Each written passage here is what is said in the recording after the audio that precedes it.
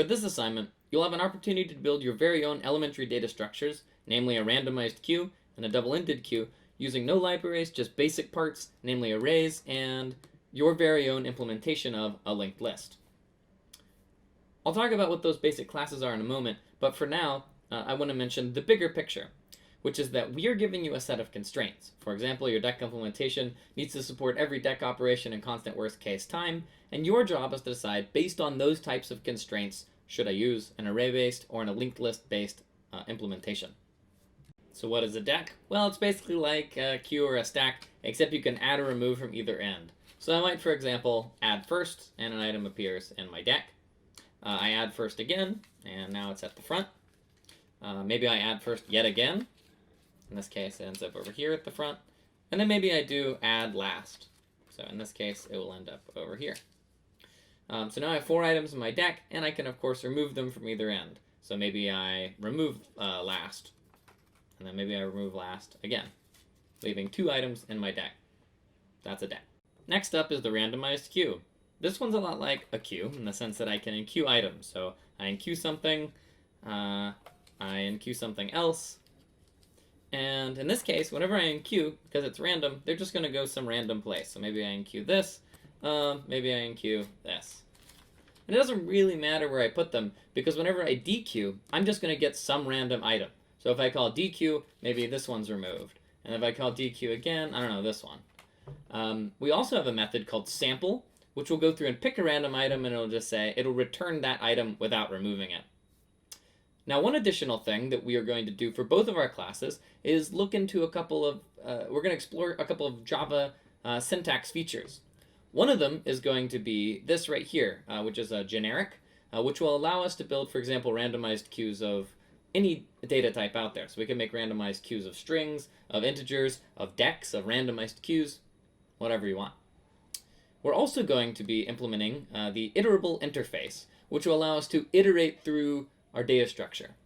So for example, let's say I create a randomized queue of post-its equals new randomized queue post-it. I add some things to it, so rq.enqueue, and then finally maybe I'll do for post-it p in rq system.out.println p. So what this will do is, this is the Java for each syntax. And what it does is, it uses the iterator class to decide what to do.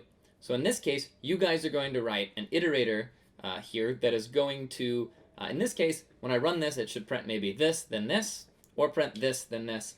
And it should do each of those with equal probability. One of the most common mistakes with this assignment is to fail to make the iterators mutually independent. So for example, I can actually create nested for each loops. In this case, I will implicitly create 2 instances of iterators, and they should be independent.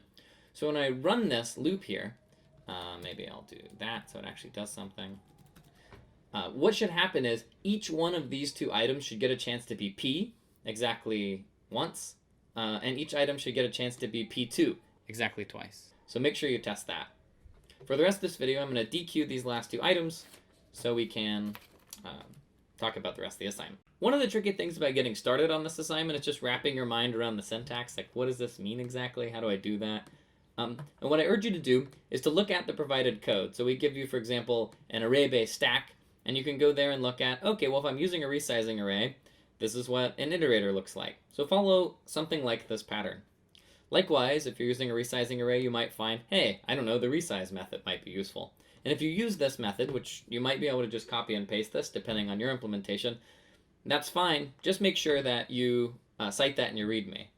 Likewise, when it comes to generics, make sure you look up here to look at the pattern. It's not very complicated, but I think the main way to get the syntax right is to use the provided examples.